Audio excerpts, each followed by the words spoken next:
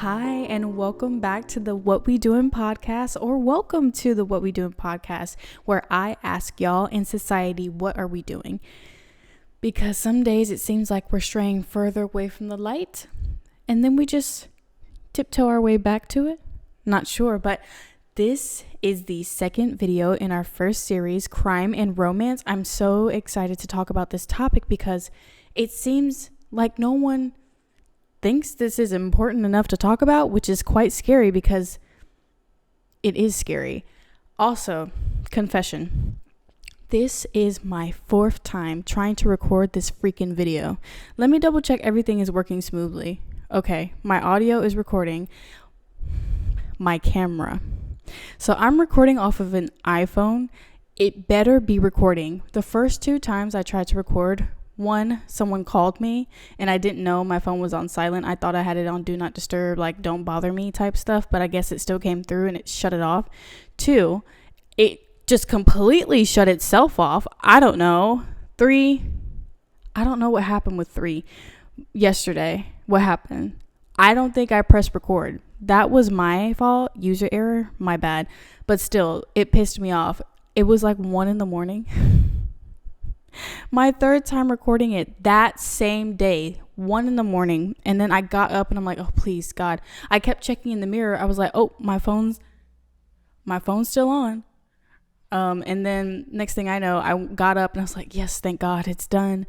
And then I looked at the phone and the button was not pressed to record. And my heart, it didn't even break. It just said, okay. And then I went to bed. But it's a new day, right before Thanksgiving break for me. It's Tuesday and right before Thanksgiving, going home, driving back to Fayetteville after this. So, yes, welcome. Sorry, that was such a long spiel and a long confession. My name is Tati or Leilah, whichever name you prefer to call me by. I'm your hostess with the mostest.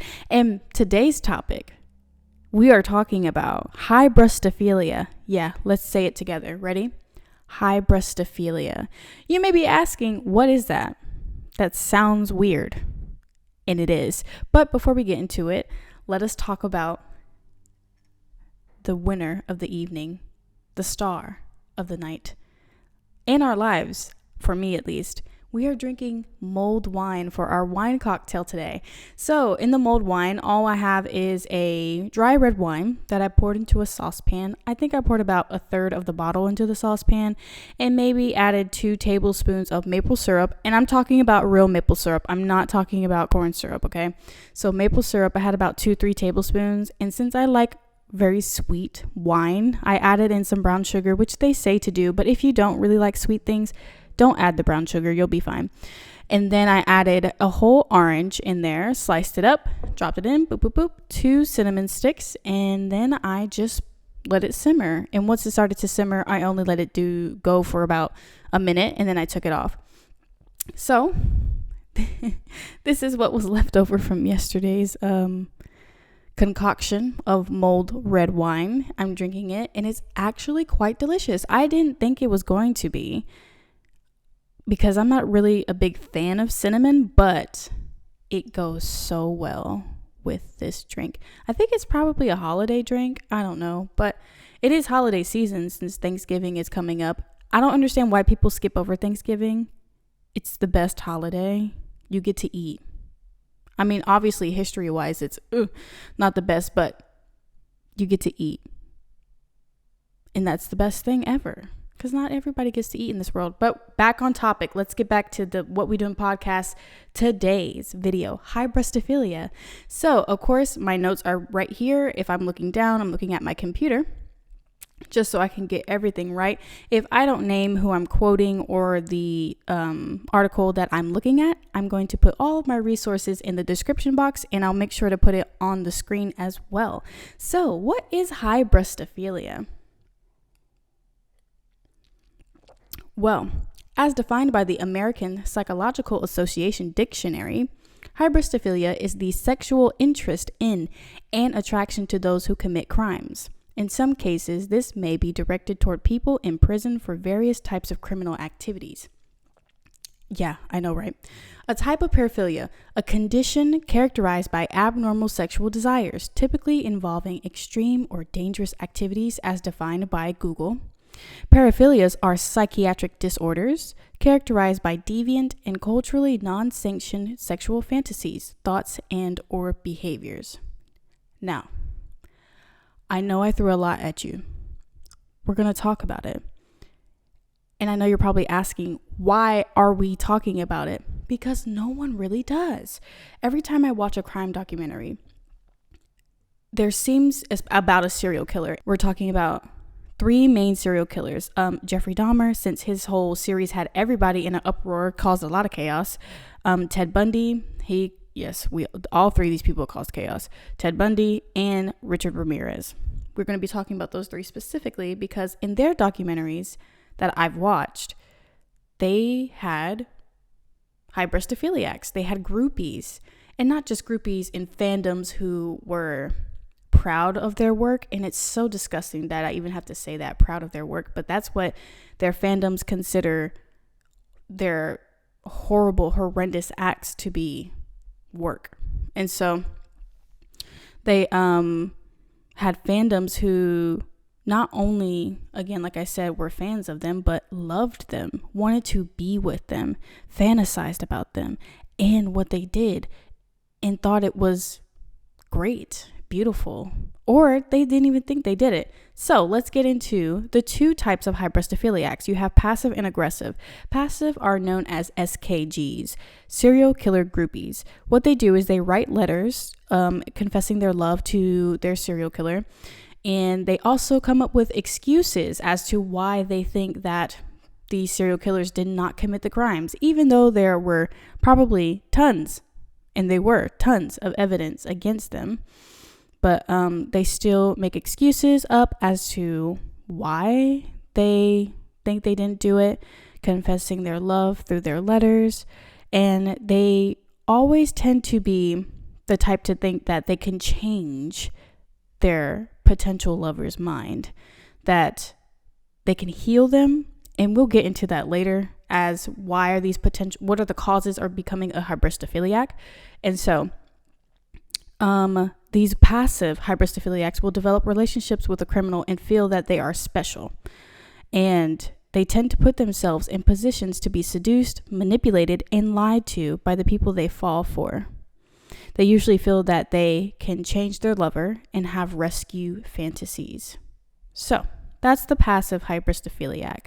Let's move on to the aggressive. So for the aggressive hybristophiliac, these are the complete opposite of passive, okay? They are ready to get down in the dumps with their potential lover. They will lure victims in. They will help hide the body, clean the crime scene, even participate in the act of killing. And this is why I think this study needs to happen. And why I say it needs to happen is because later on I'm going to quote a professor of forensic psychology. His name, Dr. Schlesinger. I apologize if I pronounced that wrong.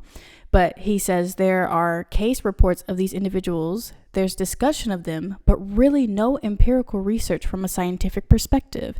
And I thought that was quite odd because if there are aggressive hybristophiliacs willing to participate in on these crimes, shouldn't we try and observe their mind as well? I feel as if with buzzword. I will try and not say that phrase. Sorry, didn't mean to take you out of the whole topic, but I realized in my first video, I said I feel as if probably 20 times. So I'm going to try and limit my phrases and buzzwords, trying to limit it so you don't have to hear them repeatedly. But as I was saying, for crime documentaries in general, yes, they report the facts and records that have taken place. And also people want to watch these documentaries to learn more about the process, the thinking process of these criminals.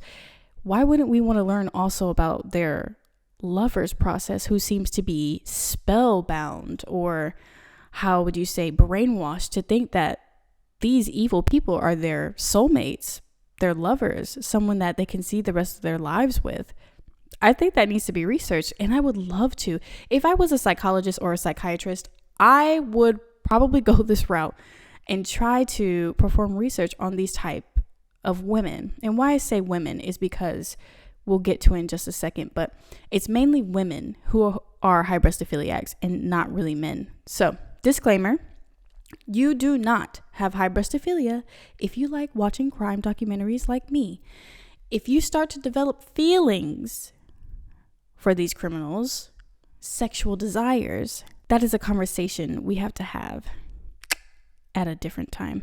But for now, watch your crime documentaries however you see fit, if it provides that sort of escapism that we talked about in the previous video, or learning how criminals may think or process information, emotions, whatever you feel. So let's move on to causes. All right. These case reports typically involve instances of women being attracted to male criminals and not the other way around. The population of female inmates is so much smaller than the population of male inmates, says Dr. Schlesinger, and women are not committing sexual murders and these extraordinary sorts of things. So, a potential or a historical colloquial that we know, Bonnie and Clyde. Bonnie and Clyde syndrome, referencing the infamous Depression-era crime couple, specifically Bonnie Parker's undying devotion to the homicidal Clyde Barrow. I didn't know Bonnie and Clyde committed like homicides. I thought they were robbing banks or something and just trying to, escape the cops. But yeah, I didn't know they were doing homicides. That's maybe something I should look up more. But moving on, that is a potential cause or effect that these women may be going through. And experts also believe there are other ways that this infatuation occurs. 1, notoriety or fame. They want to be noticed and important. So I found this one quite interesting just because if you look at modern day society, I was about to say something very problematic. Let me keep it to myself. But if you look at today's modern age, women try to tie themselves with men, even if they are infamous and may be seen as violent or seen as disrespectful, extremely aggressive. If they have their name in the spotlight, the women think, well, if I get with him, my name will be in the spotlight as well. I will elevate in status. So let me try and be with him, even though he is a disrespectful, aggressive, violent person. He can still elevate me in some way. This route, the hybristophilia route, is extreme. To take on the status of being a serial killer's lover, and it may not be a conscious thing, it may be a subconscious thing that they're thinking, saying, well, I really love this man, but in the back of their mind, it's probably like, oh wow, he's seeking or seeing, garnering all of this attention. Maybe I could have that attention as well. And so it's just interesting to see how that plays into one another, specifically the modern day, and also the women who seek out partners for criminals for fame, notoriety, to elevate them in status. And I don't even know what kind of status they're elevating to. It's not a good one, but as they say, any publicity is good publicity, even if it's bad. Well, I guess any fame or notoriety is good, even if it's bad. All right. Experts believe why this infatuation occurs. Number 2, feeling special and won't be harmed. This one scared me a little bit because the level of narcissism that you have to reach to think that you have or possess enough quote unquote power to not only be the lover of a serial killer, but also that they will not harm you and you can heal them. That is another level of narcissism that I can't fathom. And it's really scary to think that there are some people out there that think they can heal serial killers and also won't be harmed by them. Especially with thinking about the groupies that wanted to be with these serial killers. As I said, we're only talking about Jeffrey Dahmer, Ted Bundy, and Richard Ramirez. Jeffrey Dahmer only murdered men, I believe. So for Ted Bundy and Richard Ramirez, the women that they murdered probably looked like those groupies that were standing out there courthouse, or even inside of the courthouse, sitting there rooting them on, hoping they beat the case. Those women that they probably murdered looked just like them. And so to have the thought like, oh, he would never do that to me if I was his wife or girlfriend or whatever, it's just extremely mind-boggling. But moving on to reason number 3, Hybristophiliacs participate in the fantasy life of having a violent partner. So what made me think, well, what comes with having a violent partner? Having a violent partner is someone who fears probably nothing. They will disrespect anyone, disregard and degrade anyone. Doesn't matter if that person is, 10 feet taller than them or is extremely stronger than them. A violent partner will do anything by any means necessary to take them down. And I personally would not like to have a violent partner, someone who's disrespectful and disregarding, degrading others. We're going to talk about this in just a second for my personal belief as to why hybristophilia occurs. But a violent partner, traditionally or historically, a violent partner has provided that sense of security. I think it was a J. Cole verse where it says, someone who's looking for a man that will kill for you, or something along those lines. Sure, I guess women who do find male partners attractive, I guess women do want that sense of security that if it came down to it, my man would defend me and defend himself enough to the point where he would kill someone for us. Only for defense reasons, though. Something that is unwarranted, someone's trying to attack us, and he will defend us to that extent. Sure, you can have that argument for any woman who's attracted to, men. However, just to have someone who would just cause harm and raise havoc amongst people just to do it, that's extremely terrifying. And to think that, if you're narcissist, to think that they wouldn't harm you, I don't know the thought process there. That's why I would like to observe and talk to these women, just because I want to know more about what they think they can get away with, or the powers they possess to not be harmed and heal someone who's just so deranged. So, moving on. Sheila Isenberg, journalist, interviewed more than 36 women for women who love men who kill, and every single one has suffered some form of abuse in their lives. I know it sounds weird and counterintuitive, but a man behind bars can't hurt you, she explains, so he's safe. Once I read this, I did a little bit of research, and this will be our 3rd video in our series of crime and romance, prison dating. There are some women out there who have suffered such abuse that they still want a violent partner. However, having a violent partner who's been convicted and behind bars puts them at ease, and they feel safe because they don't have to continuously look over their shoulder of like, oh, is he here? Or maybe he has people on the outside, which is unfortunate. But for him physically, is he here? Did I upset him? When he comes home, is he going to hurt me? Having a male partner who's behind bars, where he's at, and for how long. If he's convicted of 5 years behind bars, for 5 years he's going to be there. And it takes that weight off their shoulders. And I wanted to talk about this more, so we will in our 3rd video, prison dating. But that was such a interesting discovery that Sheila Isenberg made once she was interviewing these women who tend to date these criminals. So, moving on to my personal belief as to why hybristophilia occurs.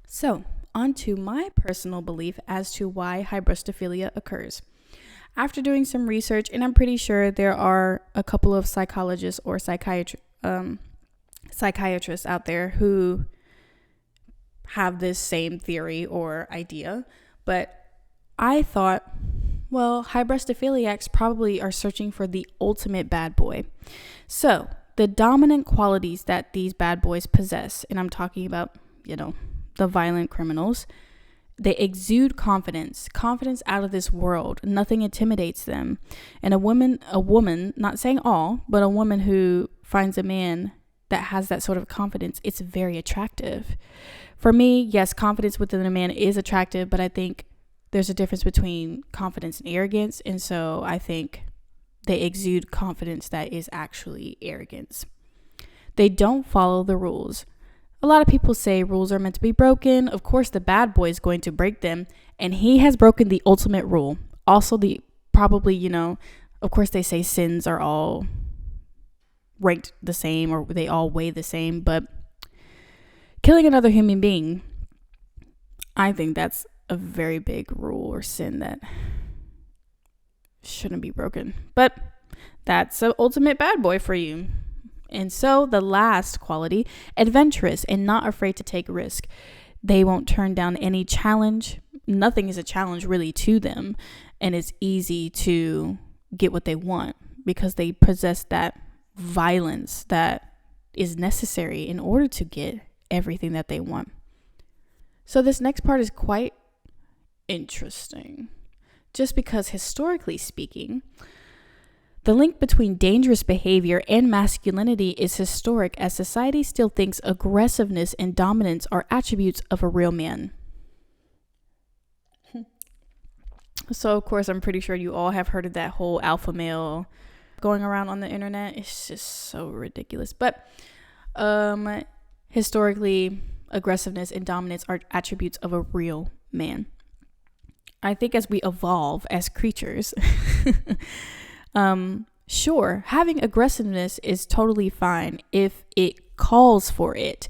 Now, I think there's a difference between tenacity and aggressiveness. If you have goals that you set for yourself and you push yourself to reach those goals and at any cost without harming others in the process, then sure, by all means, have that tenacity, have that aggressiveness.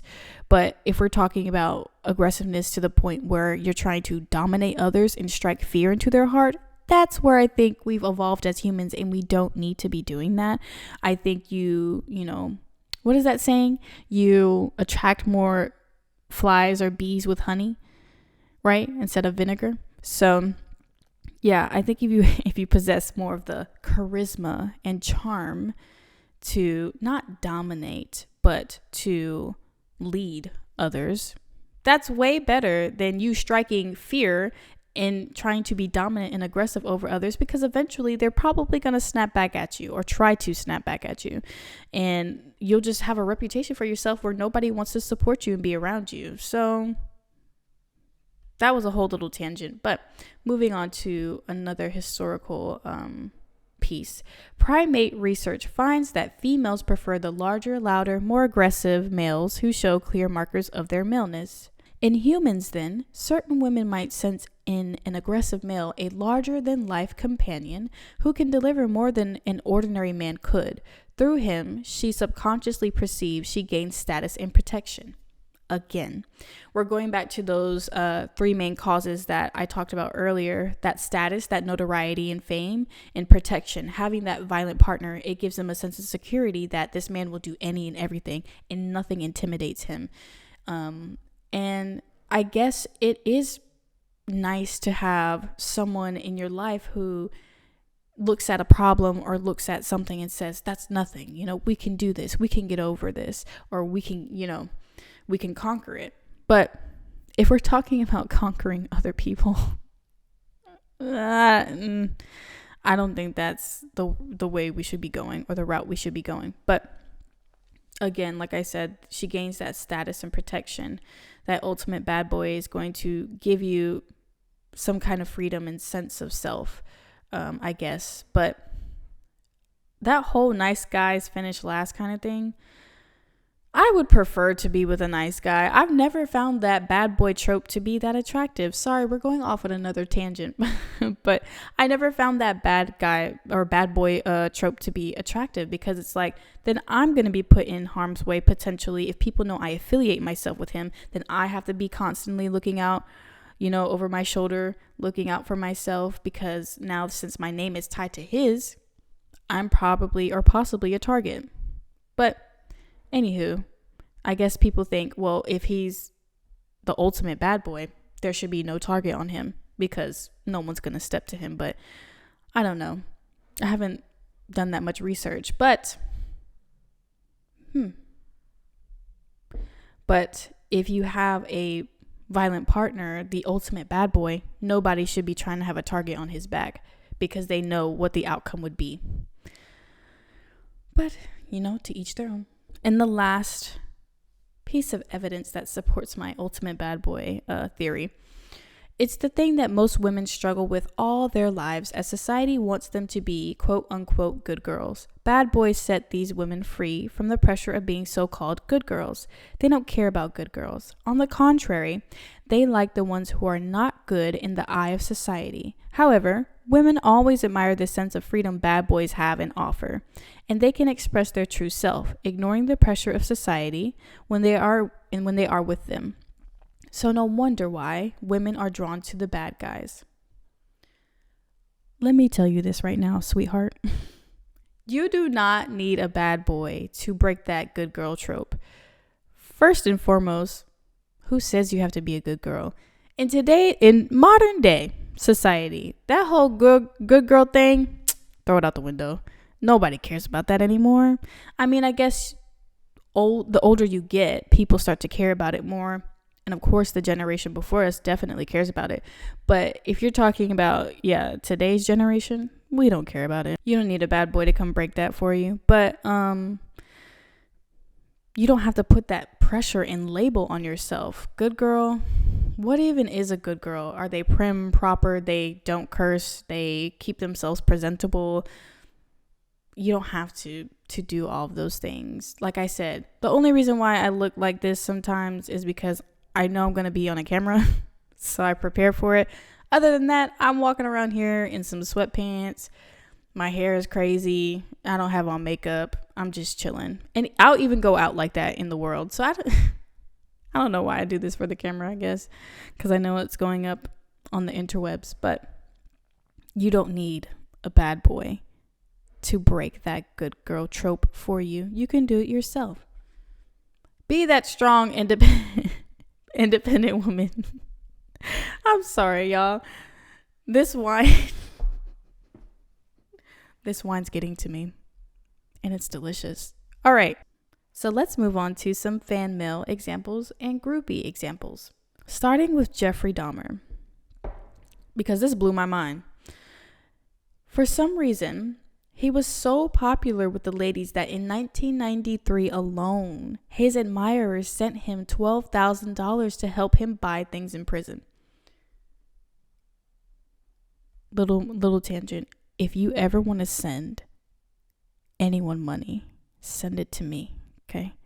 Struggling girl out here in the world that is unforgiving. Help a girl out. But back on a serious note, a large chunk of that money came from one single fan in London who was so enchanted by the stories of him desecrating young boys' bodies that she sent him $5,920. Let's break this down. There needs to be empirical research done on Hybristophiliacs. This woman was so enchanted by the stories of him desecrating young boys' bodies that she sent him almost $6,000. What possesses someone to do that? The thought alone of him doing it enchanted her so much that she sent him $6,000. If he was not convicted, and if he was, maybe out on the run and people were trying to find him, and she was so enchanted by the stories that she became an aggressive hybristophiliac. Maybe she would have tried to find him and participate in his crimes. how is this not a concern? How is this not, eyebrow raising? Let's talk about it. Let's talk to her. Let's try and learn more about her thoughts and what she's doing and what she plans on doing. But yes, let's move on. But there's also a fan club based out of Glasgow named the McDahmers. And they just love him so much. And there were a lot of fan pages when I went to look at or find evidence to put inside of this video. There were a lot of fan pages that I saw, and there were even some comments underneath this TikTok that was created saying that they thought Jeffrey Dahmer was very attractive and, all of that. And some comments were saying like, but he is ... And people would hype up that comment and be like, yeah, I know. And I was trying to give them the benefit of the doubt because I was like, maybe they're talking about Evan Peters, the man who played Jeffrey Dahmer in the series. But even then, like I said, if you watch the actual crime documentaries of these men, there were groupies, there were women who were just falling in love with these men. Even though they were being broadcasted all over the news of murdering people, these women still found it to be alluring and attractive. So, let's move on to Ted Bundy. So I'm going to read a little excerpt from The Only Living Witness, The True Story of Serial Sex Killer Ted Bundy. Janet sent him photographs of her and begged for pictures back. Her letters poured in. I adore you, and I just can't stand not hearing from you, she wrote. It's absolutely tearing me apart. You are so precious to me. I want you so much I can almost taste it. What I wouldn't give to have an hour alone with you. I would show you in every way how much I love you. There's nothing I wouldn't do. So, this alone made Ted Bundy uneasy. When Janet started showing up at his trials, even Bundy got nervous. He wrote a letter to his wife, Carol, telling her to stop letting Janet sit near her so that he wouldn't have to look at her. There she sits, contemplating me with her mad eyes, like a deranged seagull studying a clam, Bundy wrote. I can feel her spreading hot sauce on me already. If you have a serial killer who fears nothing, who feels nothing, no remorse, feel nervous and uneasy about someone who loves them, research, people. We need it. And I might be the one to do it. Who knows? So there was the groupies called the Bundyfields or the Bundophiles who actively lobbied for Ted Bundy to be released during that time. All right, our last serial killer we are talking about is Richard Ramirez. He was convicted in 1989, but married in 1996. Dr. Scott Bond, author and criminologist, tells Oxygen.com that Ramirez certainly did have groupies and even married one of them. That would be Doreen Leoy, I apologize if I pronounce your name wrong, who began writing to Ramirez after seeing him on television following his arrest. Again, you see why this man is being broadcasted across the entire nation, if not the world. And you decide, wow, I'm going to write a letter to him. She was probably more of the passive hybristophiliac, in which they, of course, write the letter confessing their love, but also makes up excuses as to why they believe that they did not commit the crime, or Richard Ramirez did not commit the crime. But the most disturbing story has yet to be the one about Cindy Hayden, the Night Stalker admirer who was on his jury. So, after weeks of batting eyes at the serial killer with a pentagram on his hand, Hayden brought Ramirez a plate full of cupcakes with the message, I love you, written on top. She visited Ramirez in jail, told him that she loved him, and even brought her parents along to meet the man she was convinced was her soulmate. All right. Couple of things here. Number one, if I was Cindy's mother, why would I be going to see this horrifying man. That's number one. We wouldn't be doing that. No. 2, Cindy baby, we're getting you some help. Why do you think this man, who has been convicted of multiple horrendous murders, is your soulmate? And you were on the jury. You saw the evidence presented before you. And you still think this man is your soulmate? What is going on in that pretty little head? Again, like I said, research. When did her moment switch on in her head thinking, this is the man for me? This man who has murdered dozens of people. This is the man for me. And I think, okay, it's hard to differentiate saying, yes, sure, these men could be attractive. I don't think so, but these men could be attractive. Sure. But once you start to layer on their history and their actions and their qualities, then you start to see, nope, they're not at all. They're not attractive. But it's just the complete opposite for a hybristophiliac. What lures them in? What switches in their mind saying that this dangerous, violent man is the man for me?